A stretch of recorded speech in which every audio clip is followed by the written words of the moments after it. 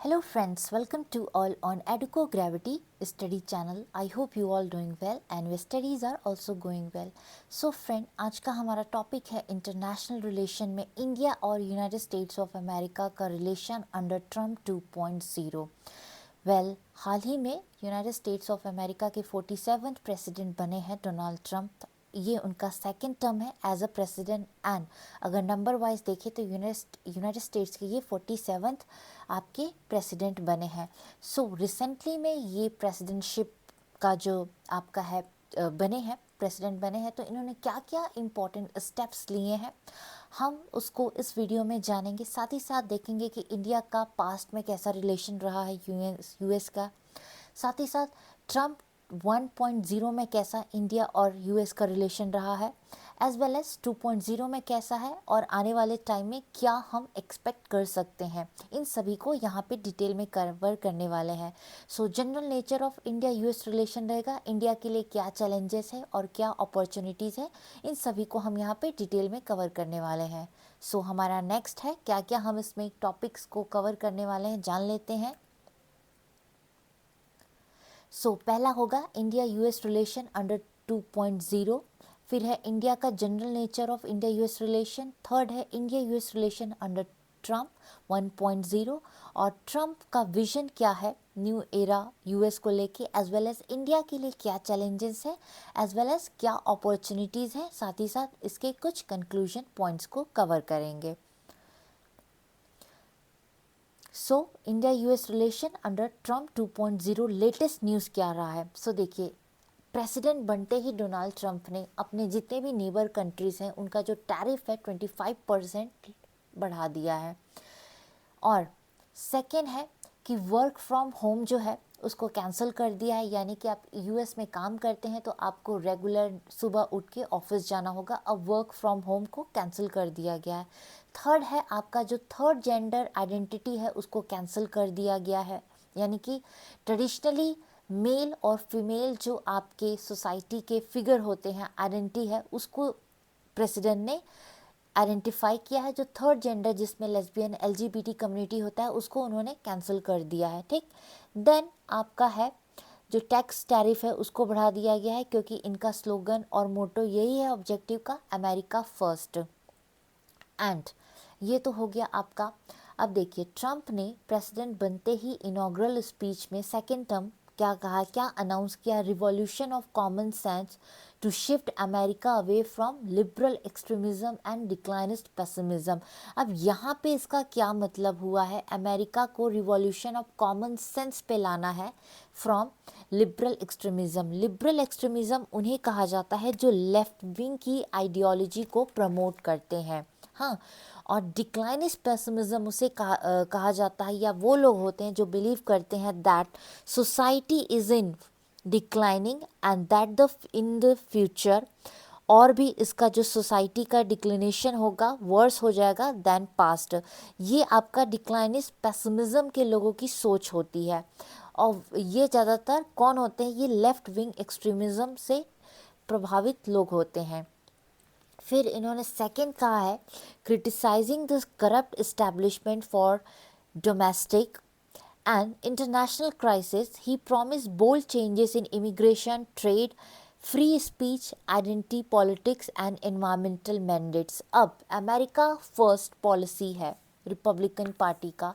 यहाँ पे इनको क्या क्या इन्होंने कहा है कि किन किन चीज़ को लेके स्टेप्स लेने वाले हैं। तो इमिग्रेशन, अमेरिका में इमिग्रेशन की जो प्रॉब्लम है वो बढ़ते जा रही है, उसके आसपास के देश से लोग वहाँ पे इलीगली भी आते हैं, हाँ, जिसे डंकी रूट कहा जाता है।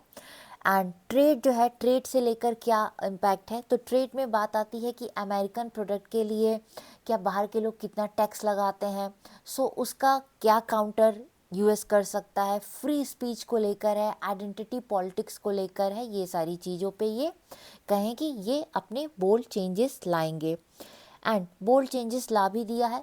प्रेसिडेंट ट्रम्प का कहना है कि जो आपका ग्रीन हाउस गैस है ऐसा कुछ नहीं होता है, हम और ज़्यादा हमें और ज़्यादा कह सकते हैं कि हम टेक्नोलॉजी का यूज़ करके इन्वायरमेंटल चैलेंजेस को किस तरह काउंटर कर सकते हैं, जैसे फॉसिल फ्यूल की है। अब अमेरिका में कुछ कंपनीज़ हैं जो व्हीकल्स बना रही हैं, ईवी इलेक्ट्रॉनिक व्हीकल्स, लेकिन ये जो प्रेसिडेंट हैं डोनाल्ड ट्रंप, ये ईवी को सपोर्ट उतना नहीं करते। ये कहते हैं कि जो आपके व्हीकल्स हैं वो ज़्यादातर अच्छे हैं पेट्रोल और डीजल पे। तो ये कहना है कि एनर्जी में हम अपने आप को इंडिपेंडेंट बनाएंगे और ड्रिलिंग करेंगे, इससे कोई का वो नहीं होता, आपका कोई पॉल्यूशन नहीं होता है। देन इमिग्रेशन को, ट्रेड को लेकर ये पूरा अपना बोल्ड डिसीजन ले चुके हैं। और जैसे कि ये सिटीज़न ऑफ बर्थ जो है, जैसे ही कोई बाहर के जो पर्सन है वो अमेरिका में अगर बच्चा हो रहा है, हाँ कोई बच्चा पैदा हो रहा है अमेरिका में, तो उसका ये बहुत बड़ा कदम उठाया गया है कि जो बर्थ वाला राइट है कि जैसे ही कोई बच्चा पैदा होता है यूनाइटेड स्टेट्स के लैंड पे, वो ऑटोमेटिकली वहाँ का सिटीज़न हो जाता है। तो इसको प्रेसिडेंट ने कैंसिल कर दिया है, लेकिन फ़िलहाल वहाँ पे जो कोर्ट है उसको अभी इस पर हॉल्ट कर दिया है। फिर आता है Trump reaffirm support for taxing imports to boost domestic manufacturing को ज़्यादा बढ़ावा देने के लिए टैक्स लगाएंगे, इम्पोर्ट्स ड्यूटी बढ़ाएंगे। And introduce plan for external revenue services to handle taxes on imports, completing the internal revenue services. अब बात करते हैं इंडिया और यूएस के हिस्टोरिकल कंटेक्स्ट में। सो देखिए, इंडिया यूएस रिलेशन जो है ओवर डिकेट्स 1940, इंडिया का जो इंडिपेंडेंस 1947 है उससे भी पहले इंडिया और यूएस के रिलेशंस रहे हैं। कैसे रहे हैं? क्योंकि यूएस को भी ब्रिटेन ने गवर्न किया है, कॉलोनी रही है और इंडिया का। सो जब ब्रिटिश अमेरिका में थे तो वो इंडिया से लोगों को एज अ वर्कर लेके जाते थे वहाँ का काम कराने। सो ये एक ऐसा रिलेशन है। लेकिन जब इंडिया जो है हमारा भारत इंडिपेंडेंट हुआ था तब से हम ऑफिशियल ड्यूटी पे हैं। 1959 में ड्वाइट आइजनहावर जो वहाँ के प्रेसिडेंट थे वो भारत आए थे, तो वो यूनाइटेड स्टेट्स ऑफ अमेरिका के पहले प्रेसिडेंट हैं जो भारत आए थे। अब बात करते हैं कुछ इम्पॉर्टेंट स्टेट्समेंट्स की जो भारत के प्राइम मिनिस्टर्स ने इंडिया और यूएस रिलेशन में कहा है। प्राइम मिनिस्टर अटल बिहारी वाजपेयी जी ने कहा था, call the nation as natural alliance कहा था, emphasising share value as well as geopolitical interest. President Obama 2016 में इंडिया आए थे। सो उन्होंने इंडिया यूएस के रिलेशन को डिफाइन किया है रिलेशनशिप ऑफ 21st सेंचुरी। और प्राइम मिनिस्टर मोदी जी ने 2016 में कहा था कि that partnership had overcome historical hesitation to form long term alliance. In future में जो हमारा और यूएस का रिलेशन है वो लॉन्ग टर्म है। कभी कभी कहीं कहीं किसी किसी टॉपिक्स पे लेके इंटरनेशनल प्लेटफॉर्म पे डिफरेंसेस हो सकते हैं, लेकिन कोई भी देश का जो फॉरेन पॉलिसी होता है उसके अपने नेशनल इंटरेस्ट होते हैं। सो उसको पूरी तरह से कंसिडर करके दो देशों के बीच का एक बिलैटरल रिलेशन होता है। अगर इंडिया की बात करें तो भारत में सबसे ज़्यादा वर्क फोर्स जो है वो आईटी सेक्टर में जो यूएस में काम करते हैं, और यूएस को भी इंडिया से काफ़ी कम पैसे में आईटी में वर्क फोर्स मिल जाता है। सो ये दोनों देशों के लिए एक बहुत इम्पॉर्टेंट पॉइंट है। अब बात करते हैं दो देशों के बीच का इकोनॉमिक और ट्रेड कॉपरेशन इंडिया और यूएस के बीच में। सो ट्रेड रिलेशन की बात करते हैं। सो द यूएस जो है वो इंडिया का largest market for goods and services है, एंड 71% जो है अमेरिकन्स इंडिया को एज अ फेवरेबल नेशन मानते हैं, यानी कि ये इनका 6th फेवरेट नेशन है यूएस का।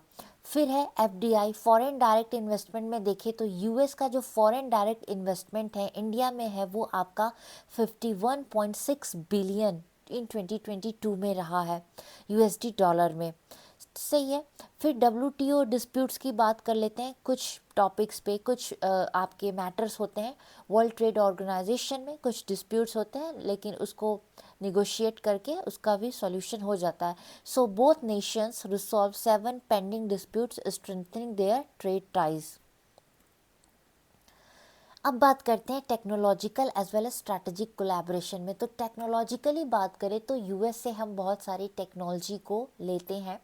फॉर एग्ज़ाम्पल अभी हमने जो हमारा टाटा एयरलाइंस है, एयर इंडिया का, जो एक्वायर किया गया था टाटा जी के द्वारा। सो उन्होंने मोर देन 250 बोइंग प्लेन का ऑर्डर दिया गया, तो ये यूएस के लिए एक बहुत ही अच्छा है।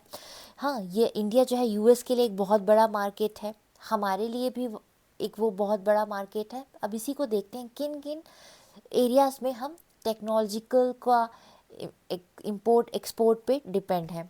सो मोर देन एडवांस टेक्नोलॉजीज़ की बात करें तो जिसमें ब्लॉकचेन है, क्लीन एनर्जी है, दो देश भी मिल के काम कर रहे हैं, इसमें जो टेक्नोलॉजी है उसका एक्सचेंज हो रहा है। साइबर साइंस हो गया, स्पेस एक्सप्लोरेशन हो गया। ये इंपॉर्टेंट पॉइंट्स हो गए साइंस और टेक्नोलॉजी को लेके। फिर बात करते हैं हेल्थ और एग्रीकल्चर में। सो इसमें किस तरह से हम टेक्नोलॉजी को यूज़ कर सकते हैं। सो दो देशों के बीच में कोलैबोरेशन हुआ है health security and agricultural advancement को लेके, यानी कि आईटी इंफॉर्मेशन टेक्नोलॉजी का यूज़ हम किस तरह से एग्रीकल्चरल सेक्टर में यूज़ कर सकते हैं। फिर है स्ट्रैटेजिक ट्रेड ऑथराइजेशन, जिसमें इंडिया का elevation to tier first status है। अमेरिका की बात करें 2018 में allow it license free access to regulate US technologies. फिर India US relation under Trump 1.0 में देख लेते हैं। ये 2016 में यूएस के 45th प्रेसिडेंट बने थे Donald Trump. During Donald Trump, और ये रिपब्लिकन पार्टी से आते हैं, so during Donald Trump first term India and US का जो रिलेशन था वो अच्छा था, स्ट्रॉन्ग था, which mark personal rapport between prime minister and president. अब इसमें भी की हाईलाइट देख लेते हैं तो क्वाड क्वाड इनिशिएटिव है, उसको भी रिवाइव किया गया था। क्वाड है एक आपका क्वाडलिटरल सिक्योरिटी डायलॉग है, जो एक इनफॉर्मल स्ट्रेटेजिक पार्टनरशिप है किन देशों के बीच में, इंडिया, यूएस, ऑस्ट्रेलिया और जापान के बीच में। फिर रीनेम किया गया US Pacific command to the US Indo Pacific command. Recognise किया गया इंडिया, यूएस ने रिकॉग्नाइज किया India which is emergence as global power and strategic partner in the Indo Pacific region. President Donald Trump second inaugural address जो अभी हुआ है उसमें bold agenda बताया है, क्या क्या अनवेल किया है टू ट्रांसफॉर्म अमेरिका डोमेस्टिक और फॉरेन पॉलिसी को किस तरह से और ज़्यादा अच्छा किया जा सके। सो इसमें है आपका ही emphasized reversing liberal policies and advancing an America first. ये तो फर्स्ट कैन वो क्या कहते हैं कि प्रेसिडेंटशिप में था अमेरिका फर्स्ट, किस तरह से अमेरिका को फर्स्ट वर्ल्ड का सुपर पावर बनाना है। फिलहाल तो अमेरिका ही है अभी वर्ल्ड का सुपर पावर, क्योंकि इसके अलायंस है Japan, south Korea, Australia, New Zealand, जितने भी आपके ये वेस्टर्न यूरोप कंट्रीज़ हैं, ये सब इसके अलायंस हैं। सो एजेंडा बताया कि अमेरिका फर्स्ट होना चाहिए, first America agenda, and agenda to restore national sovereignty, renew traditional values को रिन्यू करना है, ये वो कल्चर को ख़त्म करना है, ये सारी चीज़ों को, लेफ्ट विंग एक्सट्रीमिज़म को ख़त्म करना है, एंड इकोनॉमी को और मिलिट्री के पावर को और ज़्यादा सशक्त करना है। सो ट्रम्प का विजन क्या रहा है न्यू एरा लेकर यूएस के लिए? Economic revival and energy independence करना है। ट्रम्प ने ये शपथ लिया है कि वो यूएस इकॉनमी को फिर से रिबिल्ड करेंगे, इन्फ्लेशन को कंट्रोल करेंगे, और इन्वायरमेंटल कॉन्स्ट्रेंट्स जो हैं, जो ग्रोथ में बाधाएं पैदा कर रही हैं, उसको वो रोकेंगे। हाँ, जैसे कि अभी WHO वर्ल्ड हेल्थ ऑर्गेनाइजेशन से यूएस अलग हो रहा है, ये आते ही उन्होंने ये अनाउंस किया कि यूएस जो है इससे अलग हो रहा है। देन ही plans to expand energy production को बढ़ाना है, drilling for oil and cut climate control, aligning with the priorities of his election supporters. Foreign policy assertive और ट्रांसैक्शनल करना है। अब इसका मतलब क्या होता है foreign policy assertive and transactional? इसका क्रक्स ये होता है कि इसमें स्पेसिफिकली चूजन होता है कोई बिलैटरल रिलेशन, वाइल डिग्रेडिंग मल्टीलेटरलिज्म, यानी कि डिपेंड करता है कैसा किसी देश का क्या दूसरे देश में आपका इंटरेस्ट है। सो ये यूएस का जो इंटरेस्ट होगा उसके फेवर में, उसको लेके ये फॉरेन पॉलिसी बनाएंगे। नहीं कि अगर सब कह रहे हैं कि ऐसा होना चाहिए, 90% किसी पर्टिकुलर मैटर में फेवर कर रहे हैं, लेकिन अगर वो यूएस के फेवर में नहीं है तो उसको यूएस नहीं मानेगा। हाँ, rejecting isolationism, Trump promise to prioritize defending US border को कंट्रोल करना है, जैसे कि इससे भी नेबरिंग कंट्रीज है तो वहाँ से इमिग्रेशन जो प्रॉब्लम है उसको कंट्रोल करना है, over distant conflict well taking peace maker stands abroad. फिर his policy aims to reclaim global primacy with focus on strategic interest, assertive claim on the Panama Canal, और गल्फ ऑफ मैक्सिको का नाम भी change कर दिया, अब उसका नाम हो गया है गल्फ ऑफ अमेरिका।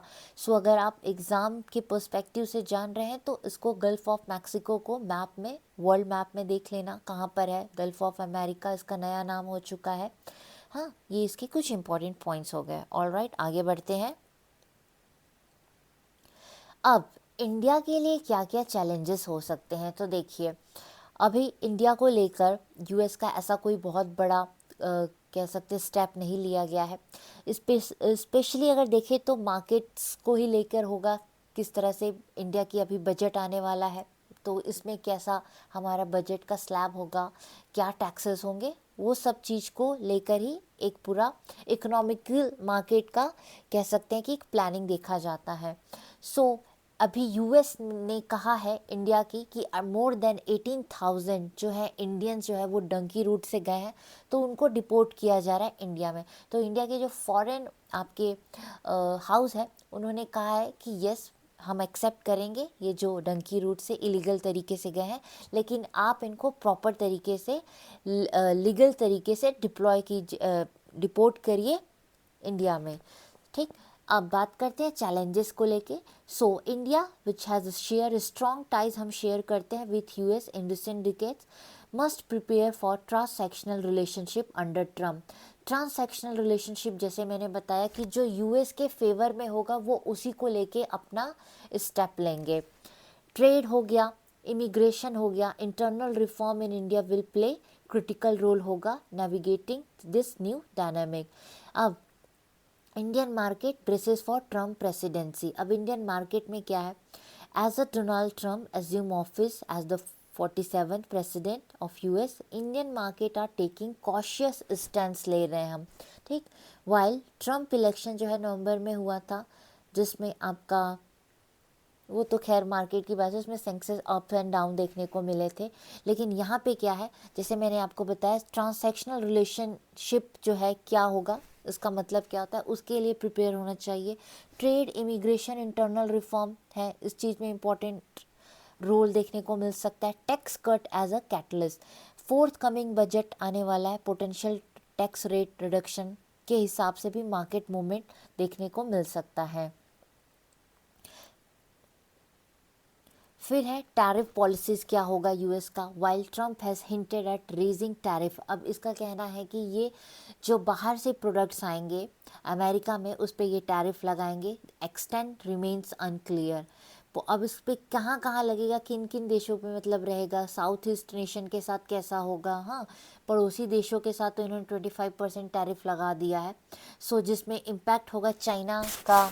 हाँ, पॉलिसीज़ इम्पैक्टिंग चाइना अगर देख सकते हैं तो इनका मेन ऑब्जेक्टिव ये है कि चाइना से जो भी आपके सामान आ रहे हैं उस पर ज़्यादा अगर टैक्स लगता है तो इसका कहीं ना कहीं फ़ायदा इंडिया को देखने को मिल सकता है। फिर डॉलर और रुपी का जो ट्रेंड है, अभी डॉलर कितना बढ़ जा रहा है, हाँ रुपी की जो है वैल्यू कितनी घट रही है। Weakening dollar and rupee dollar trade dynamics are key factor भी है मार्केटिंग देखने में। अब बात करते हैं इंडिया स्ट्रैटेजिक ऑटोनमी और challenges. So while India benefits from US support, US हमें सपोर्ट कर रहा है और यूएस ये भी देख रहा है कि इंडिया एक इमर्जिंग इकोनॉमिक है और as well as global power भी है। So it will also seek to maintain strategic autonomy, maintain करके ही चलेगा, balance regional security concern its diplomatic partnership जिसमें रशिया है। यूएस का कहीं ना कहीं कभी कभी प्रेशर देता है, जैसे अभी यूक्रेन और रशिया का जो वॉर है तो वेस्टर्न कंट्रीज़ के थ्रू वो इंडिया पे प्रेशर बनाने की कोशिश की है कि हम रशिया को बताएं, रशिया पे हम प्रेशर बनाएं कि वो यूक्रेन में वॉर ना करे। हाँ, सो इनडायरेक्टली कहीं ना कहीं ये प्रेशर बनाएंगे ऐसी ऐसी चीज़ों को लेके, लेकिन जो हमारा है फॉरेन पॉलिसी वो इंडिपेंडेंट फॉरेन पॉलिसी है, हम इसमें किसी देश का फेवर नहीं करते हैं, जो इंडिया के लिए इंटरेस्ट का लिए फेवर है हम उसको साथ में लेके चलते हैं। सो हमारा अभी भी डिफेंस के बहुत सारे जो आपके इक्विपमेंट्स हैं वो हम रशिया से इंपोर्ट करते हैं। And India which is likely to resist excessive alignment with US के साथ हम बहुत ज़्यादा भी अलाइन नहीं हो सकते। इनिशिएटिव लाइक क्वाड हो गया जिसमें हम न्यूट्रल रह के चल सकते हैं, like the quad well manage the cost benefit expectation of Trump administration. ठीक, फिर कंक्लूजन की बात कर लेते हैं। सो यहाँ पे कंक्लूजन ये है कि इंडियन मार्केट्स रिमेन कॉशियस हैं ट्रम्प पॉलिसीज़ को लेकर और उसके क्या इम्प्लिकेशन हो सकते हैं, जैसे कि बजट हो गया, टैक्स कट हो गया, करेंसी ट्रेंड, हाँ मेन मार्केट ड्राइवर्स है ये। ट्रम्प का क्या एजेंडा है आने वाले फ्यूचर में लेके इंडिया को, ये सारी चीज़ों का भी इसमें देखने को मिल सकता है। और देखने को ये है कि ज़्यादा नेगेटिव इंडिया के लिए नहीं होगा, पॉजिटिव ही है। सो ज़्यादा इसमें कुछ है नहीं कंक्लूजन में। एंड अभी जो है इंडिया यूएस का रिलेशन अंडर ट्रम्प 2.0 कैसा है। सो इंडिया यूएस का रिलेशन जो है स्ट्रेंथन है ओवर द डिकेड्स, अच्छा ही रहा है।